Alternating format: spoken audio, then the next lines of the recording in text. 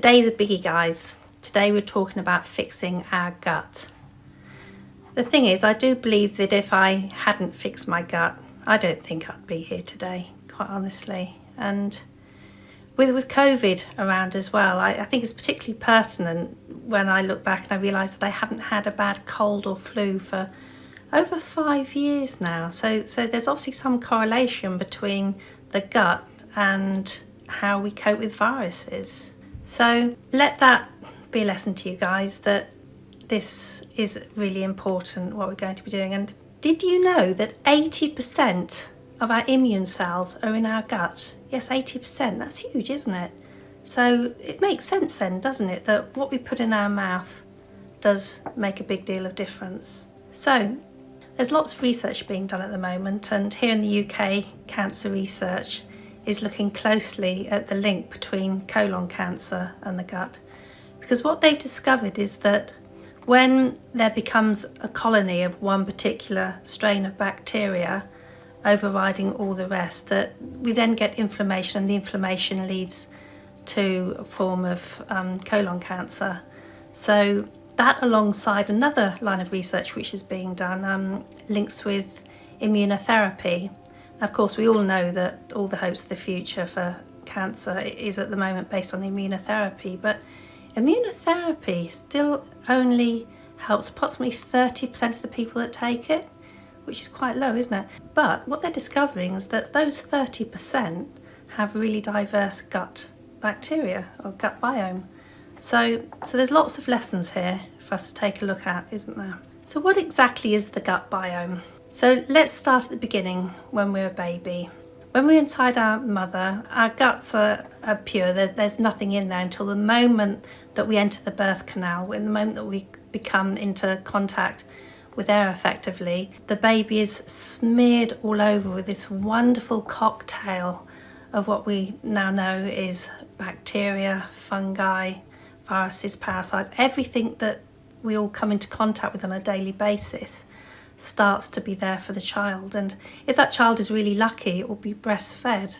The colostrum, the mother's milk, everything will be building up that child's gut microbe, and what a lucky baby it will be. And hopefully the mother allows it to play in the garden when it gets older, and it's left there to sit playing with the soil, and maybe it might even be eating the odd worm or two like my sister did. So all of these things starts to give us really a mirror image of the macrobiome. The macrobiome is everything that's out there in the environment, in nature. In our world, our microbiome should be a true mirror reflection of the macrobiome in order for us to be healthy. Now, can I just take a moment out to ask everybody, as usual, to subscribe if you haven't done so already, and meanwhile to press the thumbs up. That's really helpful because it will help to spread the word when it comes to YouTube looking to show what's put in front of other people. So if you can just take time to do that, that would be marvellous. So all those bugs that the child's come into contact with, over the last probably 30-40 years, we've been getting a bit more clinical about our approach to our homes. The amount of chemical cleaners that we use, this idea that everything has to be hygienic, is really going against the grain of what our inside world needs.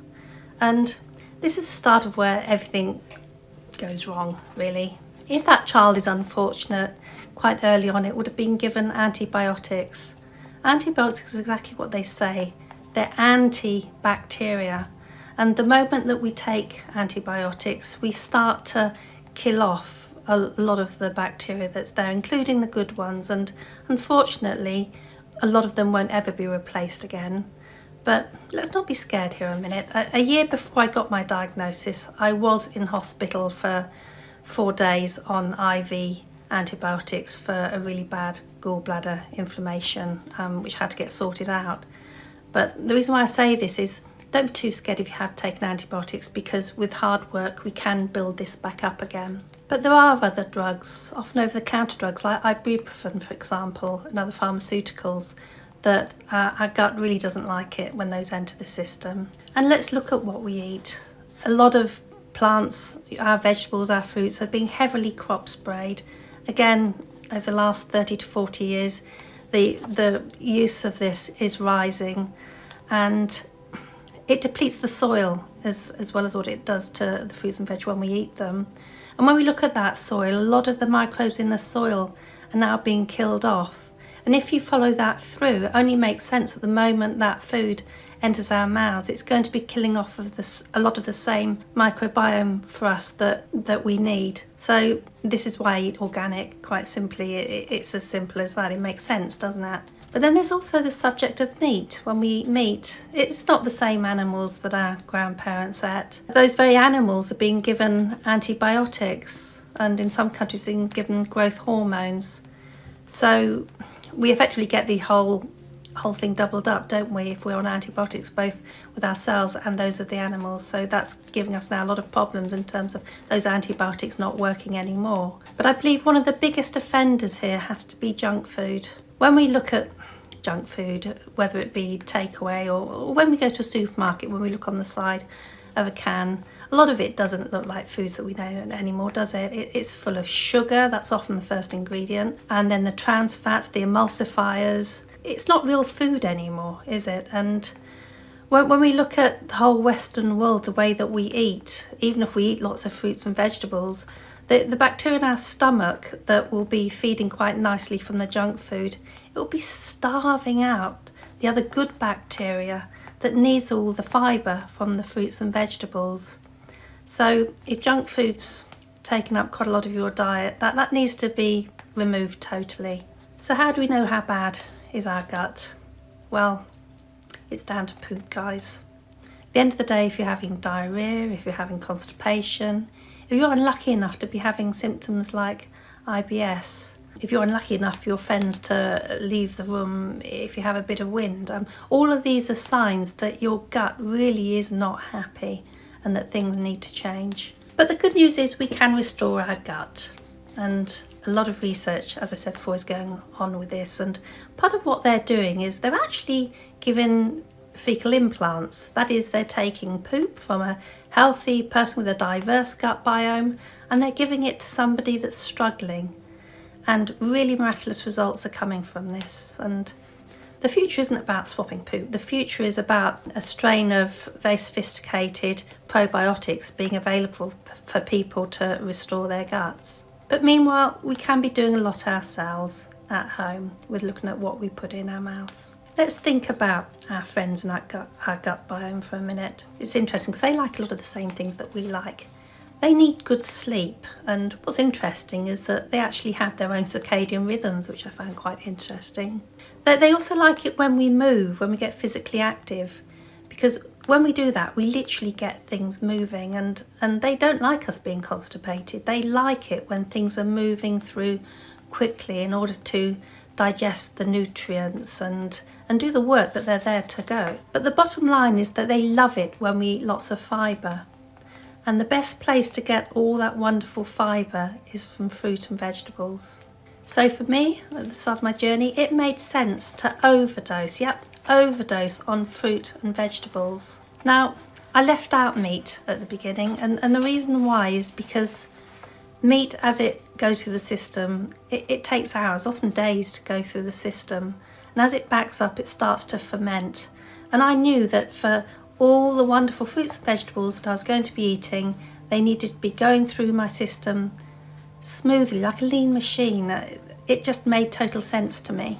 The other thing about meat, of course, especially if it's processed, or if it's red meat, we now know that it's carcinogenic. Yeah, it can actually cause cancer. So if you're choosing to eat meat and you don't have a cancer diagnosis, try and avoid things like minced beef, sausages, bacon, all of that sort of thing. Now look, this diet, I'm not saying it was easy, folks. I mean, food and, a nice rich meal with good wine, that was my vice. I mean, I never smoked, I've never taken recreational drugs, I've never been alcoholic. I mean, I thought I was pretty good at all of this stuff, so it was quite a shock when cancer did come to me. And when I realised that I was going to have to give up one of the main things that I enjoyed, it was disheartening. But when I realised that there were benefits from doing it quite quickly, in my case, I saw after 9 months that it was working its magic, I knew that it was worthwhile. And I kept going for with a strict diet for probably 2 to 3 years, and it's only been probably over the last 12 months that I've started to relax and had probably far too many carbohydrates to be comfortable with. But yeah, it is rewarded when you make these big changes. When I did do the diet, I did lose weight, which I did need to do at the time.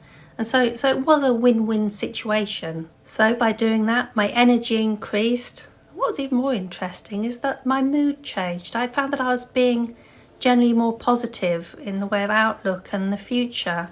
And we now know that a lot of the nutrients that are in the food enable our mind to become more clear through the messages that our stomach sends to our brain. It's quite exciting. So yeah, I'd be lying if I said it was easy, but you're lucky. Hey you guys, I'm here. I'm going to be doing some videos showing you the sort of food that I ate as and well and the challenges that I faced, and to make it a lot easier for you. But meanwhile, your homework today, this week, is to look at my last video if you haven't seen it already, which is about wise cancer kitchen investments. It's about things like juicers, blenders. Go and have a look and get those things sorted out for your kitchen. And if you've already done all of that and you've got the time, why not practice making a few juices if you haven't done so already? And I look forward to seeing you next week with some ideas as to how to go about this. But meanwhile, again, if you can press subscribe, thumbs up, and here comes that video. Bye.